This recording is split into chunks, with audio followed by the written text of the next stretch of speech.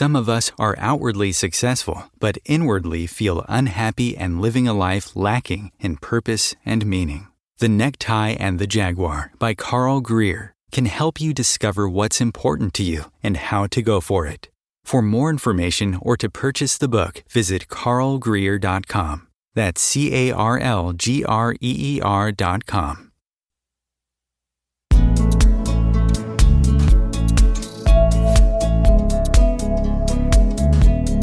Welcome to the No BS Spiritual Book Club's live streaming interview series, where leading new thought teachers, speakers, and authors share the intimate stories behind the 10 best spiritual books that inspired them the most on their spiritual journey. From well-known classics to hidden gems you might never have heard of, the No BS Spiritual Book Club saves you time and money by sharing reliable recommendations from those who've walked the path before you.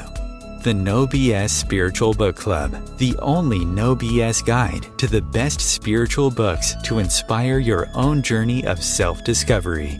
Here's your host, founder of the No BS Spiritual Book Club, Sandie Sedgbeer.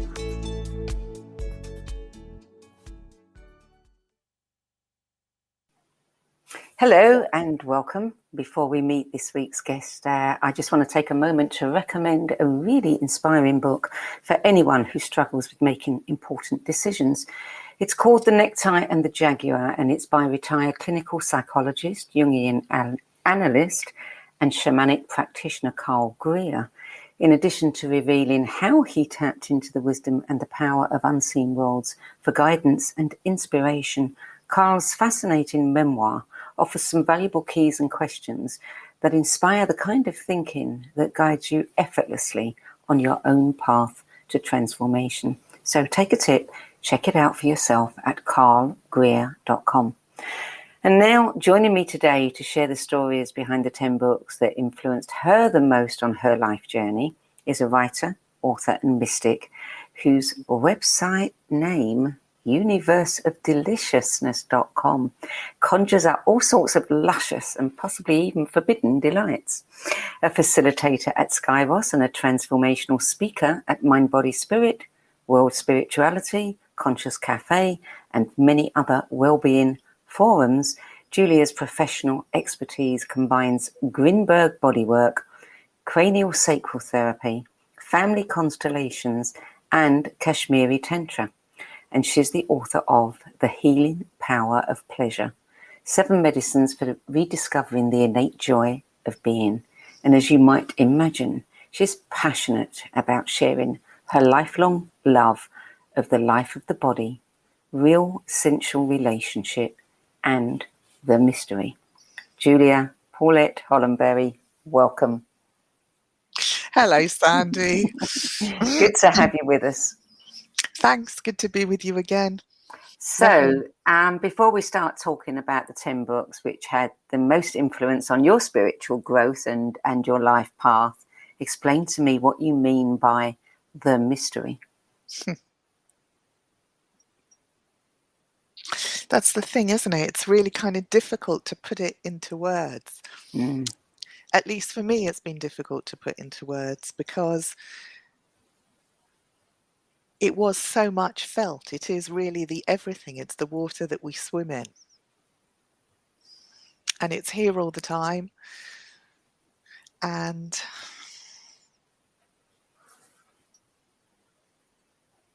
you're swimming in it now, aren't you? Well, it really is here all the time. It is.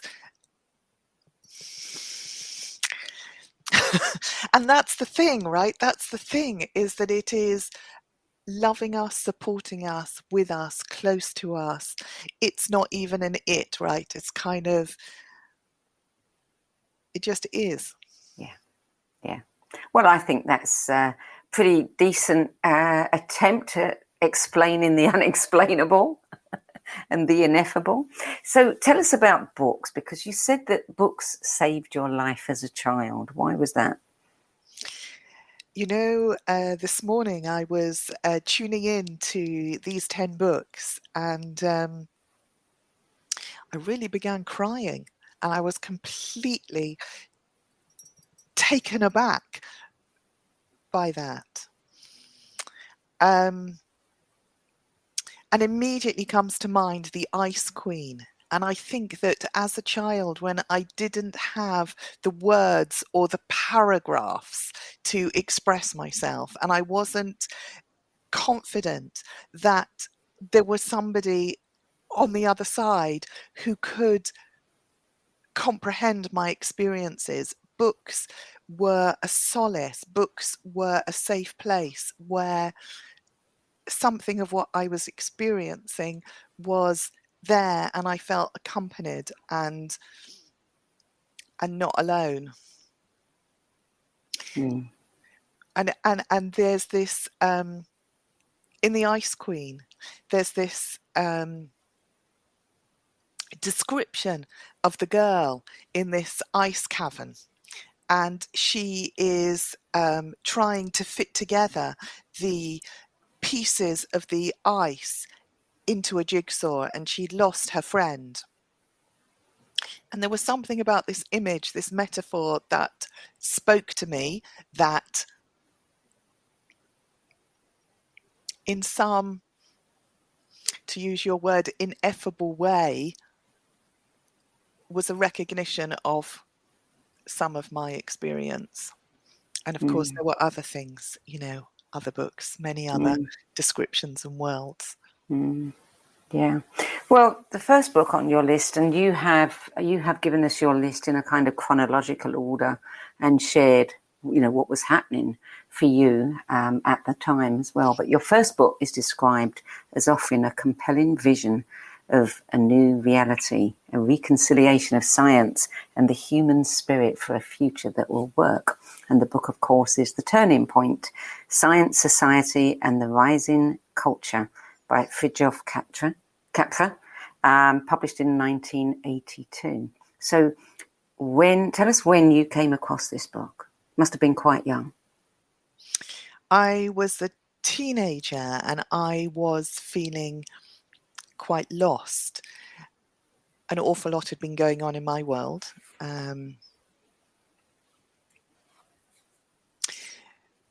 My grandma and my mum had been unwell, and my grandpa died. And my mum also was on her own healing journey. And she was exploring and discovering all these things. And I can remember the cover of the book. It was white and shiny. And I don't remember now if I picked it up or she gave it to me. But it was a proper, serious explanation of the world in a way that kind of subtly made me feel as if there were walls around me. It kind of made sense of the world in a completely new way. When you say walls, do you mean like stability? Yeah, it was like, this is the way that things are, in a very subtle way. And that was really reassuring. It's interesting because I haven't read the book, but I saw on Goodreads that someone had wrote that reading and summarising the book is an academic course in my MBA. And honestly, I'm facing a problem in reading it. I don't know how to start, how to divide it, and how to be interested during reading it. So you were a teenager, and from what I've read about this book, it's not an easy book to read, and yet it touched you very deeply, made a big impact. It did, and perhaps it is the complexity, the detail, the fine detail that I appreciated, as well as this kind of making sense of the world. So I've still got most of these books, and I've got them with me right now. This is The Tao of Physics, which is not the same book, but by the same author. Yeah. And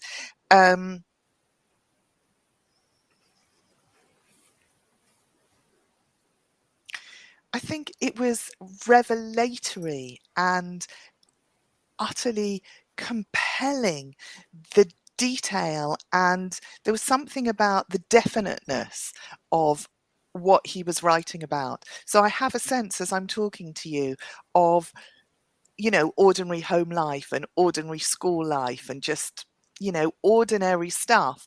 And here was this book that was huge, right? It lay out a huge landscape, and that was thrilling. Gave you, sounds like a real perceptual shift at a time that opened up something much bigger than you could have imagined to you. Well, I was 18 when actually I had my first breakdown, and this book is called The Turning Point. And in some way there was a turning point of realizing that there is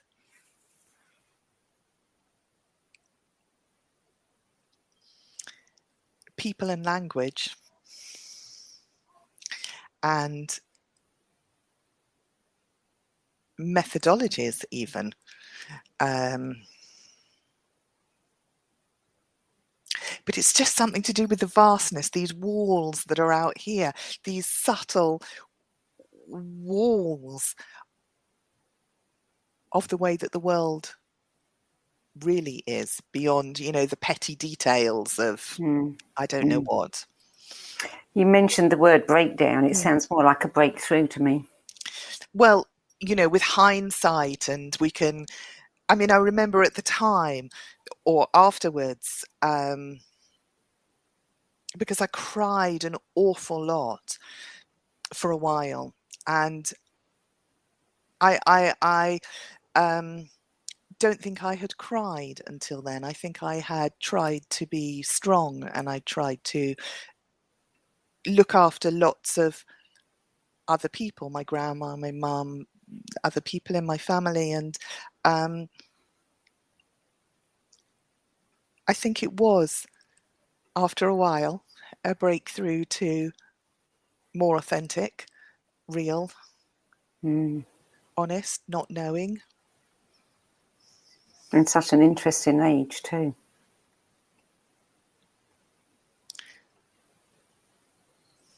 I walked a lot in nature. That really helped. And I don't know if you want me to speak to it, but I had gone away to university, and I remember on my way back there was practically a conscious choice to give up, to allow things in my visual field to go blurry, to not cope. I remember being really clear that I can't keep looking after everybody else anymore. And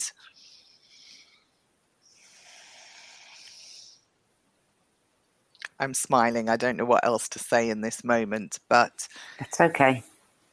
yes. Clearly, it had a massive, massive impact on you. And that's why it's number one on the list and the first one. Let's move on to book 2, The Spell of the Sensuous, Perception and Language in a More Than Human World by David Abram, published in 1996.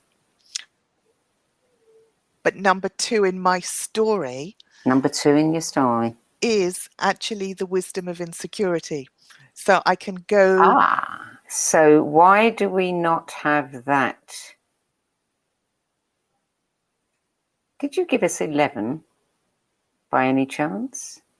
No, I've got The Wisdom of Insecurity down as number 5. Never mind. Let's take this as in its chronology. Tell us about The Wisdom of Insecurity, A Message for an Age of Anxiety by Alan Watts.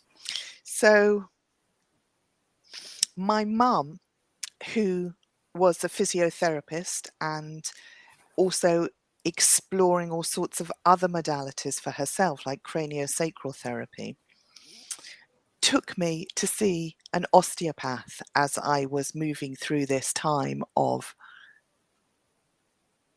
change. And he looked at me and I felt, understood where I was. And he recommended this book to me, The Wisdom of Insecurity, which is here. You see, they're all treasured friends for decades, much read. And, you know, the smell of books, right? And this book told me that even if I didn't know what was going on with me at that time, I was okay. This book reminded me, and again spoke in a language that I'd never heard before this. This book said it's okay not to know. I mean, you must have heard it so many times on your program. This book, no. It's You're never appeared before on anybody's list. Wow, The Wisdom of Insecurity. I remember you know, Robert looked at me with such kindness as he recommended this book to me. And as I read it, it just said, it's okay. It was like, it's okay to be human. It's okay to be fragile. It's okay to be delicate. It's okay not to know. It's okay to be confused. It's okay to find your way. And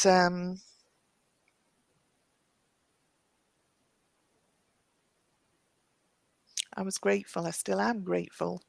Yeah. The book I read is The Wisdom of Insecurity underlines the importance of our search for stability in an age where human life seems particularly vulnerable and uncertain. Could have been written for today, couldn't it? Right. Yeah. What argues our insecurity is the consequence of trying to be secure. Right. And that ironically, salvation and sanity lie in the recognition that we have no way of saving ourselves. And in giving up trying to get it right, in giving up trying to please others, in giving up trying to present myself in how I thought I was supposed to be, I found something else. And I love not knowing. Well, you asked earlier about the mystery, right? So not knowing is part of the mystery, right? You don't know and you find something arrives, and it's it's not security from this is who I am and this is what I do and this is how I dress. It's the security of being in touch with whatever is, and that moves and changes and brings us and to those around us the information that we need, or the people or the places that we need. It's moving and dynamic. Yeah. So tell us which title was number 3 on your list? What have you got as number 3? I've got my books here. I've got Jonathan Livingston's Seagull by Richard Bach. Right. You were 19. That's right. That's right. I think I emailed you this morning with the order to confirm that for you. So, yes, Jonathan Livingston's Seagull was given to me by a friend at university when I was new at university. And she spoke in a language that I hadn't heard before. She talked about positivity and negativity and good and evil, and it was like so clear. And she gave me this book. And as you know, this book is very, very simple. And in its simplicity and in its space and spaciousness, it ignited, reminded me, invited me into that spaciousness and the possibility of freedom. And like all these great truths and truthfulnesses, is recognizable, even if not fully understood, right? And I've just bought the book actually for my daughter, who's 11, and it's sitting by the side of her bed waiting for when she's ready to read this book. And at the time, I dived into all the rest of Richard Bach's books. The Messiah, and there's one about relationships and love, and well, they all shine with hope and possibility and the sense of, I guess, a golden thread that goes through a life. And again, I'm deeply grateful Yeah. for all those books. Book number 4, Four Quartets by T.S. Eliot. Gosh, all the books on my list are so different from each other, you know, so different. So I passionately love my copy of the Four Quartets, and all I could find of it is the back cover. And I scribbled, you know, my copy has so much of my notes alongside it. So this was one of my, I studied English literature, and this is one of my course books. And again, a completely different voice and structure and way of presenting the material than all the other books, right? But the profundity was clear. The invitation to all those magical moments under the apple tree, in the garden, under the waterfall. I mean, I used to know it practically off by heart. And I remember as a treat once, a friend of mine invited me to read the whole thing to her. And with delight, I read the whole of the Four Quartets to her, because it is so poetic, and it takes one on this journey. And even if I didn't rationally comprehend everything, because the language is dense and it's full of imagery, again, the recognition of something was clear. I mean, there's big images and there's small images, the bells. I mean, in the stillness between two waves, a condition of complete simplicity, costing no less than everything, and all shall be well, and all manner of things shall be well, and the rose and the something will be one. And I passionately love this text. And again, I can't tell you why, I just do. Speaks to you, obviously, on a very deep level. So book number 6 is The Quantum Self, Human Nature and Consciousness Defined by the New Physics, Dana Zohar. Okay. Nice cover.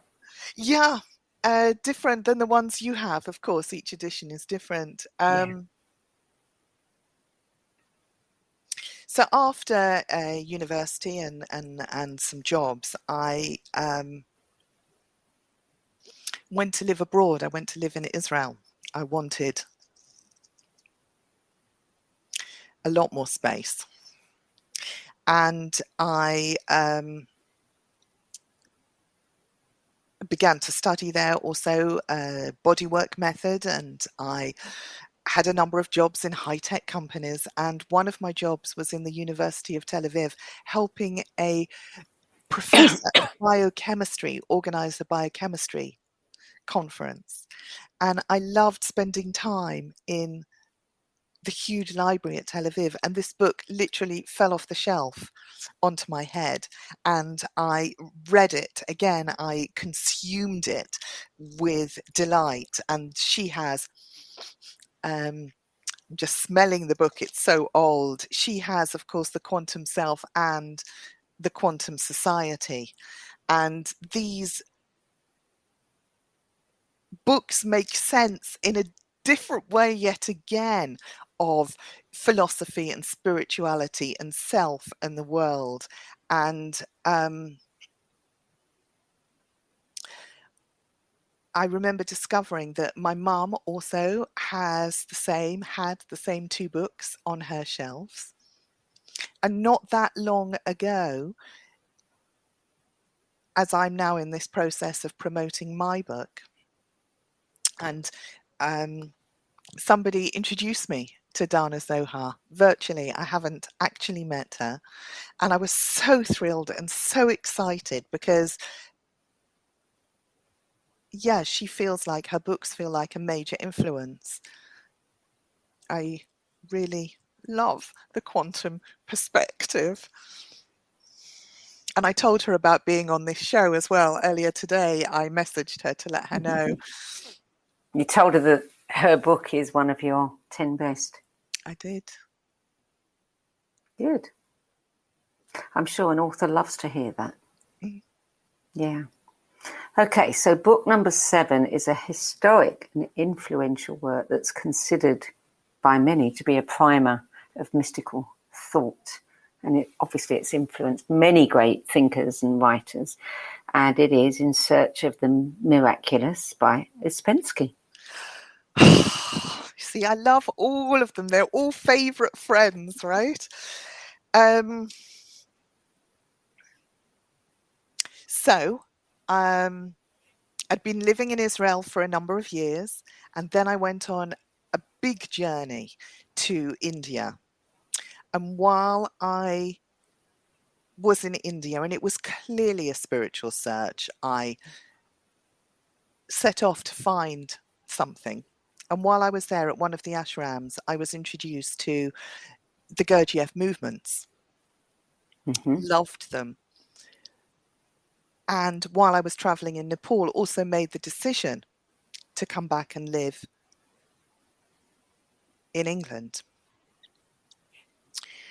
And I wanted to, so I searched for a Gergieff group.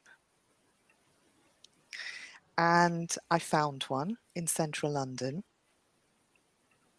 And I'm still in touch with students and my teacher from there. And this book, which I think I read before I found the group and continued reading, all of these books I've read many, many times.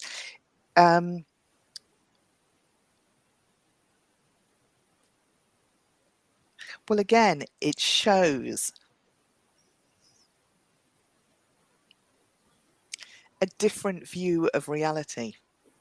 And it's absolutely compelling with all its diagrams about the planets and the inside of the body, the energy centers, and I guess the realness of the transmission of this book and of that group that was very, and still is, even though I haven't been a part of it for quite a long time. It was real. It was my first meeting of a real spiritual teacher, real people, real students to accompany me, to be together with. And we would have our regular meetings. And I felt seen by the teachers and I felt challenged by the teachers. And we would also spend time gardening, allotmenting, cooking together, practicing presence. And I'm very grateful and still love my teachers from there. So now we'll go back to the one that I had down as number 2, which was The Spell of the Sensuous, Perception and Language in a Modern Human World, David Abraham.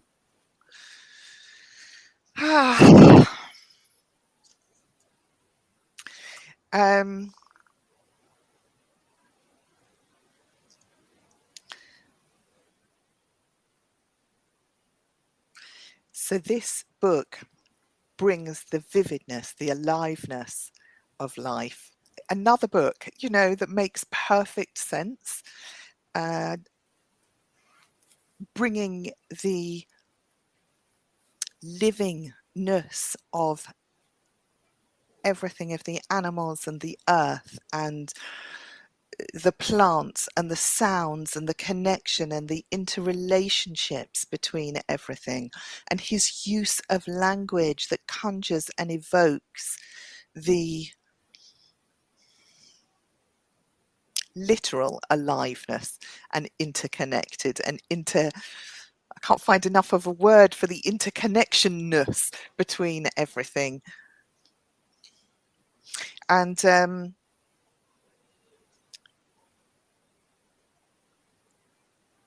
when I was much younger, there was a painting at my maternal grandparents' house. There was a painting of a tree, and my maternal grandparents were also spiritual seekers. They were part of a Subud group. And this picture of a tree fascinated me. I would stare at it, and I felt woken up by this picture of the tree. I don't know if somebody perhaps from their lineage painted it, and I for a while was resentful that the picture of the tree woke me up instead of me having been enough awake to really see the nature. I don't know how else to describe it, but something similar. This book woke and stirred in me something to do with the language and the earth, and again the relationships between things.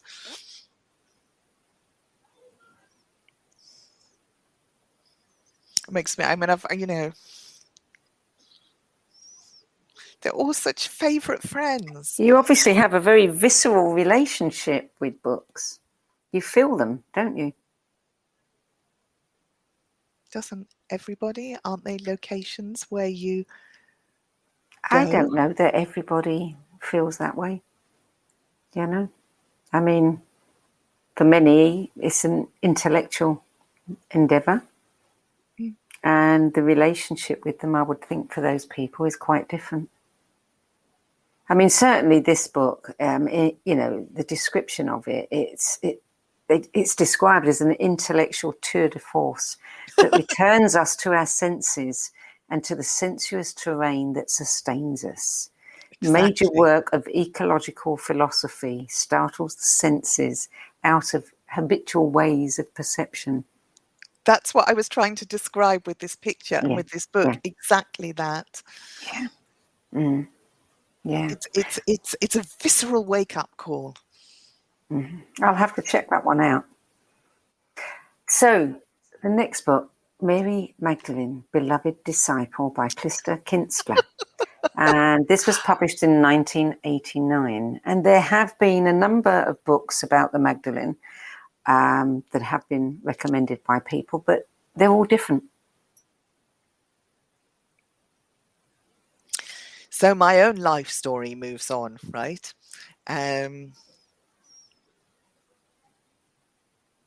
By now, I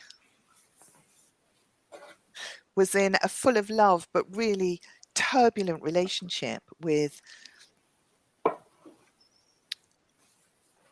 my daughter's dad, and he gave me this book, and he told me that he knew that it was for me. And I found within it, well, people talk about the sacred prostitutes of the ancient temples, and the word prostitute is a difficult word, I think, in modernity. It is difficult. And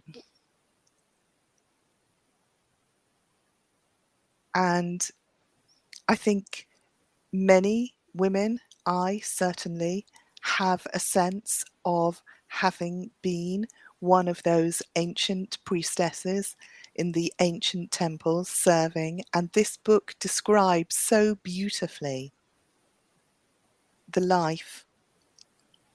I particularly remember the descriptions of the snakes and how the priestesses would journey with the venom. It is clear their integrity and love and sacredness. And the final lines of the book is life. Oh no, I think I'm saying it wrong in my excitement. I think it is. I have to find it. Oh, I can't find it. I won't find it right now. I remember it as life loves life. And I just rang to this. It was, I know this absolutely, viscerally. This is what I know. This is what is. It's a message that is bigger than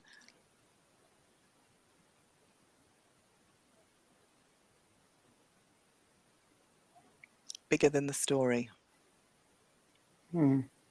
Yeah. Well, the description is that this is a powerful tale told through Mary's eyes, which blends together illuminating insights into the sacred marriage, the ritual reenactment of the story of Isis and Osiris, and the mysteries of the goddess worship. No mere repentant sinner, Mary is portrayed as the tower of her people and the chosen representative of the goddess Earth. Right. Which probably sums it up very, very well. It's a beautiful book. It's a beautiful book. Yeah. So now, number 9 is a book that seeks answers to the question, is there a mystical consciousness, particularly natural to women? And if so, what role is it playing in the spiritual evolution of our world? And the book is The Unknown She, 8 Faces of an Emerging Consciousness by Hilary Hart. So, I was, in those years of being back in England, I spent a lot of time sitting with different spiritual teachers. And one of them was Llewellyn Vaughan Lee of a Sufi path. And there were quite a few others. And this book is written from one of his students who is also a teacher. And I love this book for its evocation of a feminine spirituality that is full of earthy, practical relationship details and is not heady and intellectual and disconnected. And it describes the different women, and each of them are living it in a very different way. And as I went on, at one point I wanted to join a women's group connected to this tradition. And Jackie Crevetto, the woman leading the women's group, wanted to visit me, and she came here and visited me and my baby. And I'd read this book years before that. And I remember recognizing and suddenly going, I know who you are. And she hadn't said anything. I know who you are. You're the woman from that book. And that was thrilling, that the transmission, that feminine, her particular, and I'm still in contact with her. She was one of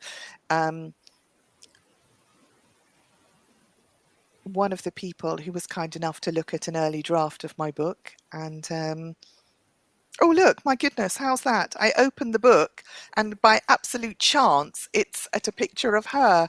So there's magic around. And kind of really inspiring to see to read these different kinds of women, feminine ways of, unconventional ways of living it, quietly, many of them. And for a while I thought I wanted to teach Hilary's work. I met Hilary. I went to a workshop with her at St Ethelburgers in central London. And of course, Hilary has written other books. The Body of Wisdom is also here. And she writes so much about embodiment, the real physicalityness, again, the sensuality and the physicality and the earthiness, the living of spirit in this inclusive, feminine, relational, intimate ways. She actually travelled the world meeting with contemporary mystics, apparently from a variety of traditions, including Lakota Sioux, Sufism, Buddhism, West African shamanism. Yeah, sounds like a fascinating book. Another one to add to my list. It's, recommended. Okay, so book number 10 is, will be no surprise by now, the title of this one, Desire, the Tantric Path to Awakening, Daniel Odier.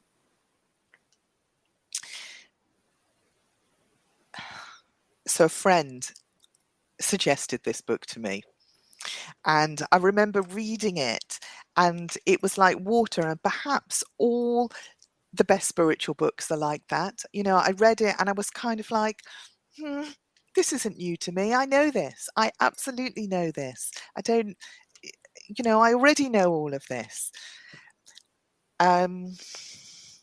So this book is fundamentally, yet again, but in a different way, about the passionate relationship between the elements of the world, between, as they say, your foot wants to feel the carpet underneath it, and the carpet wants to feel your foot. This, deeply erotic, sensual, lusty desire in everything, this intelligence, this wisdom, this wish for connection and relationship in everything. And this book is published by Inner Traditions, and I don't know if it's appropriate to share here. I'd like to a little bit about the story of how my book came to be published, which is published by the same company. Yeah, and it is of course, humbling for me that my book is being published amongst, when I first opened their catalogue and saw all these greats. But what I wanted to share about that was the way that I came to meet Sabine was absolutely on this clear guidance, this clear energy that prompted me. I remember at the beginning of that day a particular excitement and needing to be very attuned to following it and to speaking to this person and to talking to this person, even if it felt that the conversation was finished, and then my body took me exactly to the right place. And I think I've heard it's unusual for people without an agent or not particularly priorly known to be published. So I feel exceedingly grateful. Where did you meet Sabine? Carried on the wings of the good right energy. I met Sabine at the London Book Fair. Okay. Mm-hmm. And it's this vast, someone had said to me, go and talk to a person at this stall, row this and and I couldn't have found it with my head. Honestly, it's vast and confusing. And yet my body stopped at a certain point and I looked up and I was exactly right in front of her table. And we had an immediate spark. So tell us what your book is about. Well, my book is about the threads that are in all of these books, and I think all of them are referenced at the back. The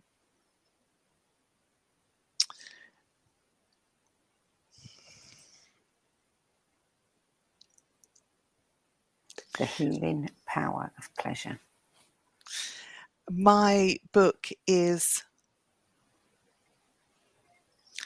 about the fullest or the full or the big or the huge possibility that there is for each of us to live individually and collectively. It is about the intelligence, sensitivity, wisdom that is in all of us and in everything. It's practical about creating good relationships and communication and intimacy and delight.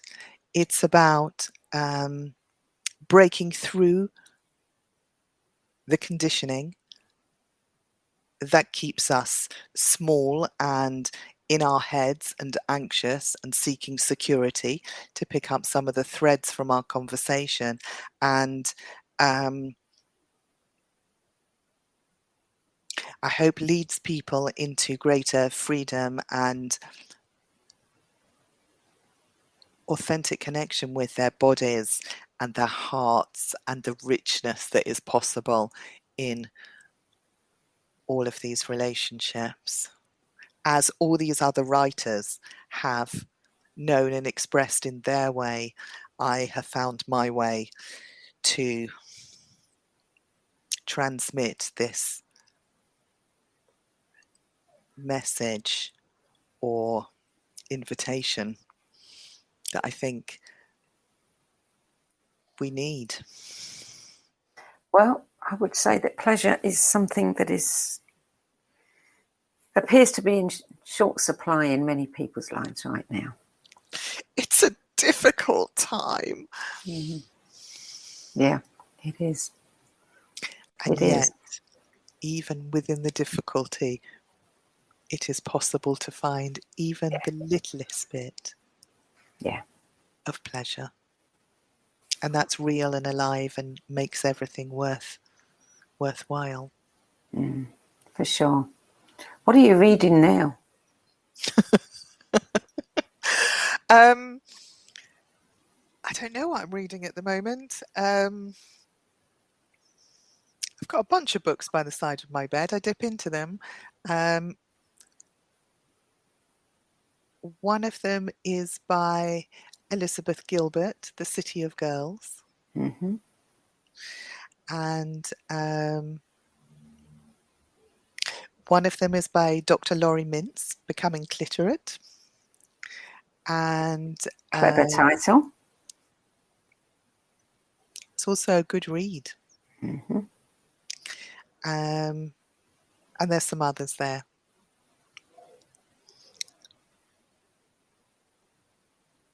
And it's been very touching journeying through all of these different books, these milestones, these. It couldn't have been that difficult for you to compile your list because you'd already referenced them very recently in your own book. But were you inclined to go back and reread some of them? And did you find anything new that you'd missed before? Well, I mean, I've got lots and lots of books here. I mean, my book references 200 books. So, and yet when I did that process, the invitation to write your 10 best books, and it was clear which ones they were, to my surprise, even though I've got, books from so many teachers here and so many rich and good books. I haven't, I've read these books so many times. I haven't, but it's been a pleasure today putting them out and literally touching them with my hands and remembering my good friends and how important they were, how important they still are. Do you regard them all as kind of stepping stones along your path? Or guideposts? They helped. They really helped. They really, really helped. And again, it's amazing to think that someone else may pick up my book and it may, I hope, be a good, big... Have you had lots of reader feedback? I've had reader feedback, even. I've had, I mean, it's I've had a little, not loads, because it hasn't yet come out in England. It's come out in America and as an audiobook, and I have had some really lovely surprise messages from readers, and that's been delightful, very touching. Yeah. Oh gosh. Oh dear.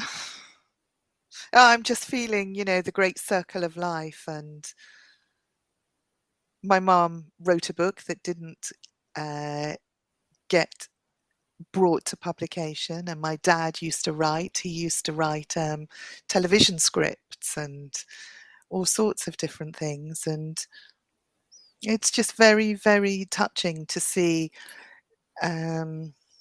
all these people, right? All these people have written.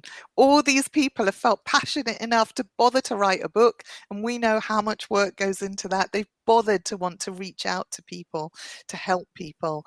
And I guess there has are thousands. A story. Everyone has a story that they want to tell. And it's a shame that more people don't.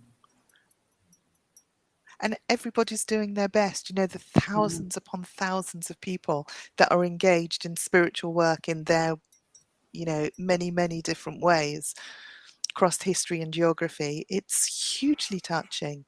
And yeah.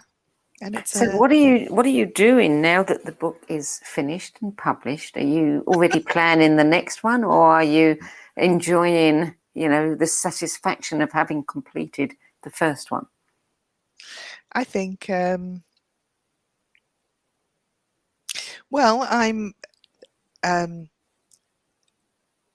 writing quite a few articles, continuing to spread in smaller ways the message. I'm planning to teach what's in the book, and that will probably be next year. I have already been teaching it as a small workshop, and I'm planning to teach it as a bigger, more immersive, in-depth workshop. So is this online? What I've done so far has been online, and I guess we'll all see how the world will be. I would absolutely love for us to meet in person next year. So I'm not sure yet. What's the workshops about? I mean, you're talking about the book. What have you called them? The shorter workshop I've called so far, or it has been called so far, Power of Pleasure, Ancient Teachings for a Happier Life. And the in-depth journey is Joy of Being.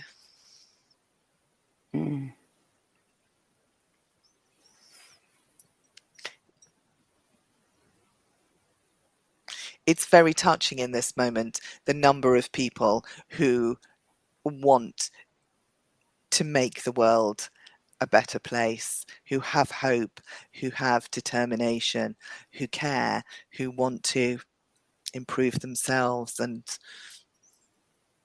the earth and contribute to making a better world for us all. Yeah.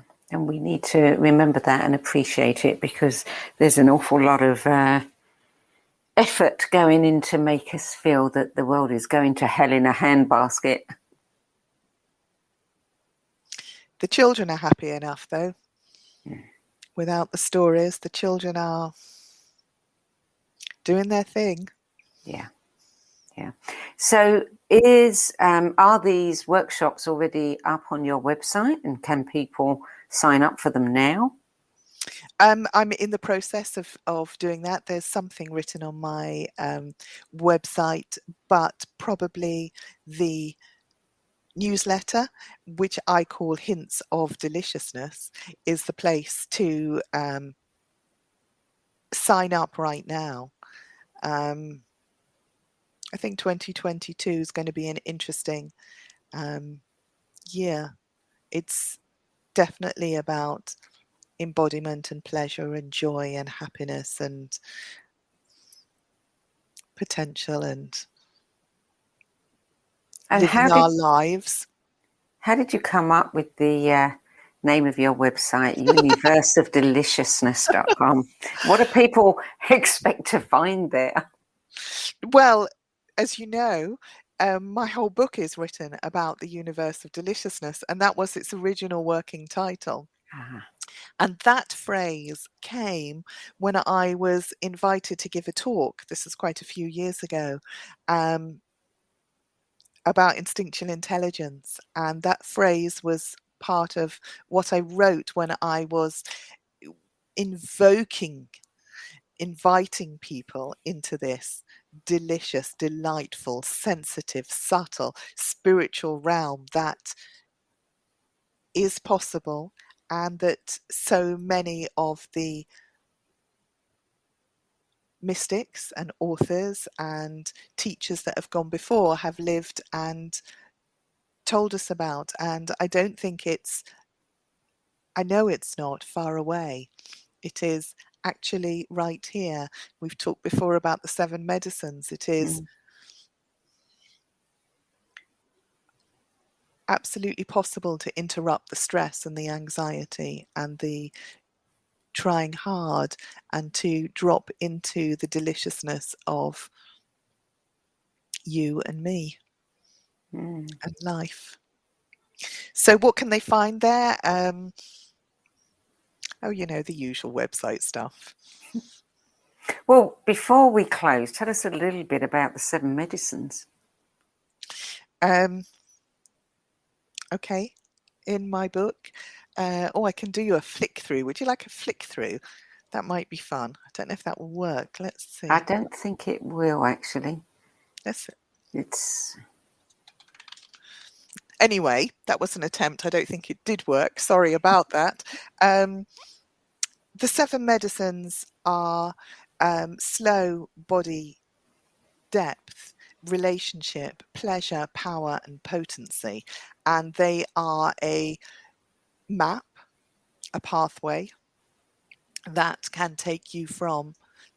will take you from mess into magic, from your current mess into magicalness, into the universe of deliciousness.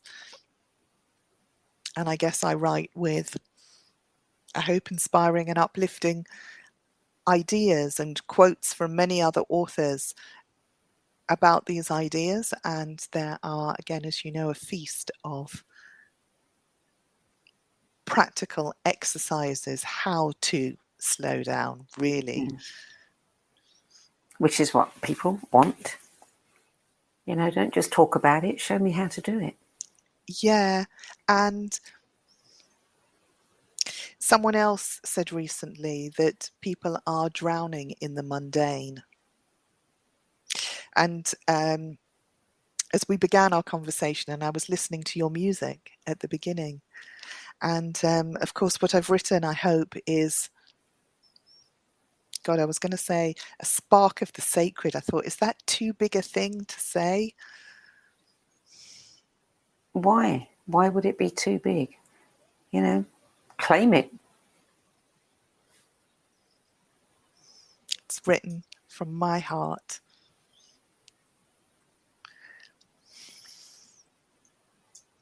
To those who would like to or need to read it, as I needed the guidance and support of these and other authors and teachers across the decades that I've been traveling. So it's written from my heart. It's what my heart knows and wants to share. And I think that,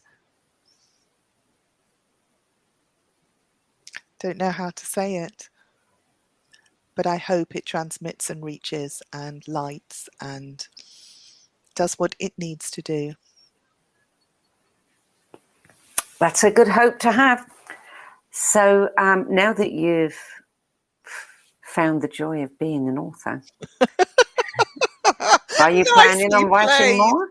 Oh, yeah. I love writing. I really, really love writing. And in fact, this post-writing process of speaking about the book and even writing more has become even more in service, even more of delivering something. And I've got my hand outstretched, which you probably can't see, and there's a lot of heat in it. So yes, I think I probably will continue writing because I really love it, and something wants to be expressed, and I have ideas for further books, and we'll see. For the moment, this one, may it have its life in the world. Yeah. And enjoy it. Julia Paulette Hollenbery, thank you for adding your 10 best spiritual books to the No BS Spiritual Book Club's library of recommendations. It's been a pleasure to speak with you. Thank you, Sandie. Pleasure speaking with you. You're welcome. So The Healing Power of Pleasure, 7 Medicines for Rediscovering the Innate Joy of Being is published by Findhorn Press, / Inner Traditions. And you can find out more about Julia's work and her upcoming workshops at universeofdeliciousness.com. I don't know how anybody could forget that website name. And you can see all the videos in this series on the video page at the No BS Spiritual Book Club.com, where you can sign up to be the first to know who's coming up next. And while you're there, if you know you have a book in you but don't know where to start, click on the Work With Me tab and find out how my experience helping others birth their books might help you birth yours.